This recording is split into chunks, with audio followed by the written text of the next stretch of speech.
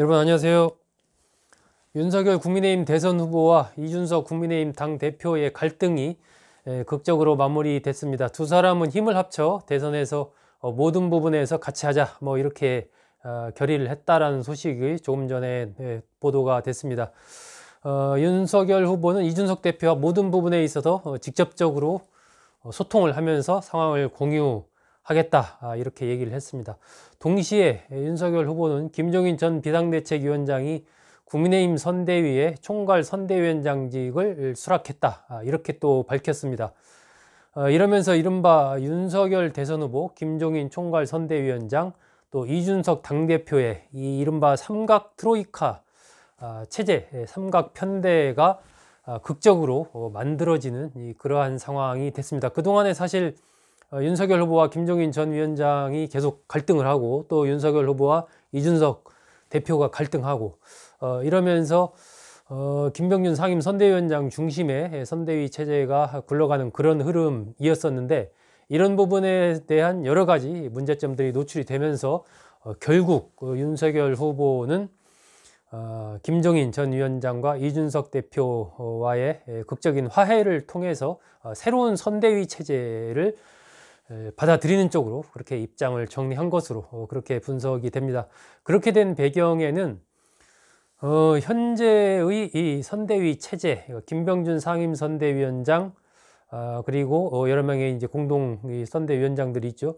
이 체제를 가지고는 이 난국을 헤쳐가기가 어렵다라는 그런 판단을 한 것으로 보이고, 또 이준석 대표와의 갈등 속에서 이러한 갈등이 지속되는 이런 상황이 계속 가는 것은 본인한테도 절대적으로 좀 좋지 않다라는 그런 판단을 한 것으로 보입니다. 게다가 이제 당 안팎에서, 당에서도 초선 의원, 재선 의원, 중진들 할 것 없이 어쨌든 두 사람이 화합해서 대선을 이끌어가야 된다라는 얘기를 지속해서 얘기를 해 왔고, 특히 이제 재선 의원들 모임 같은 경우에는 여러 차례 빨리 이번 주 안에 갈등을 끝내야 되고, 김종인 전 위원장과의 화합도 필요하다, 이런 얘기가 이제 지속적으로 윤석열 후보에게 전달된 부분들, 이런 부분이 영향을 미친 것으로 보입니다.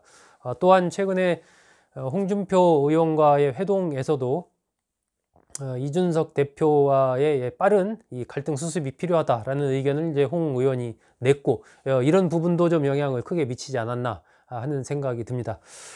단지 이제 여기에서 윤석열, 김종인, 이준석 대표 이런 이 트로이카 체제가 만들어졌을 때 이제 홍준표 의원이 윤석열 후보와의 만남 속에서 만약에 김종인 전 위원장이 들어오게 되면, 이제 총괄 선대위원장을 맡게 되면 나는 별로 할 일이 없다 이렇게 얘기를 해서 김 전 위원장이 들어오게 되면 홍준표 의원이 좀 합류를 하지 않는 것 아니냐 이런 관측이 불거졌습니다. 아마 당분간 그럴 수도 있을 것으로 예상이 됩니다. 하지만 시간이 흘러가면서 홍준표 의원도 결국은 같이 할 수밖에 없는 그런 상황이 되지 않을까, 저는 그렇게 예상을 합니다. 전부터 저는 어쨌든 국민의힘이 선거를, 이번 대선을 치르기 위해서는 윤석열 대선 후보, 김종인 총괄 선대위원장, 이준석 당대표, 이 3자가 화합하는 것, 그리고 그 3자가 중심이 돼서 시너지를 얼마나 낼 수 있느냐 하는 부분이 굉장히 중요하다라고 여러 차례 방송에서도 그렇게 얘기를 했고, 그런 영상도 좀 여러 개 또 올린 바가 있습니다. 그래서 현재 상황은 결국은 윤석열 후보가 선대위 전면적인 재편 쪽을 받아들인 쪽으로 간 것이고, 김종인 전 위원장이 총괄 선대위원장을 맡았기 때문에 금태섭 전 의원이라든지 윤희숙 전 의원이라든지 정태근 전 의원이라든지 이른바 중도 개혁파 인물들이 상당 부분 선대위에 포진을 하면서 그동안에 윤석열 후보 경선 과정을 도왔던 이른바 김종인 전 위원장과 이준석 대표가 파리떼라고 표현했던 이러한 인물들이 이선으로 후퇴하는 그러한 식의 이른바 국민의힘 내에 큰 정치 세력의 판도 변화가 좀 오지 않을까, 그렇게 예상이 됩니다.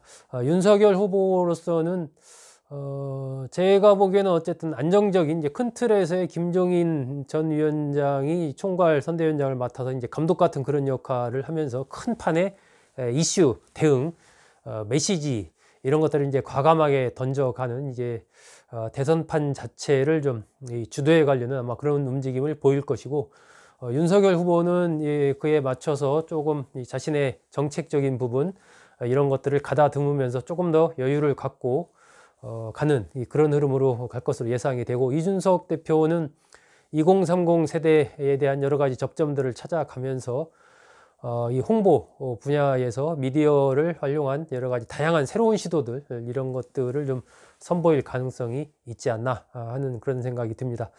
민주당에서도 마찬가지로 이재명 후보 중심의 선대위를 새롭게 꾸려가고 있는, 어느 정도 이제 진영이 좀 짜여진 뭐 그런 상황이죠.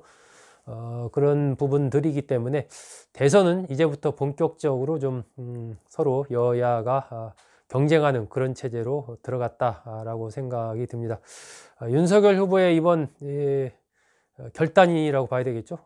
김종인 전 위원장과 이준석 대표의 체제로 이번 선대위를 가져가기로 한 이 부분, 이런 부분들이 이제 향후에 어떤 효과로 또 나타나게 될지, 물론 당내에서도 이와 관련된 또 진통도 여러 가지 있지 않을까 하는 그런 예상이 좀 들고요. 그동안에 이제 김종인 전 위원장이나 이준석 대표를 비판했던 당내의 흐름이나 또 일부 유튜버들의 그런 여러 가지 이에 대한 비판적인 이런 부분도 있을 것으로 예상이 됩니다.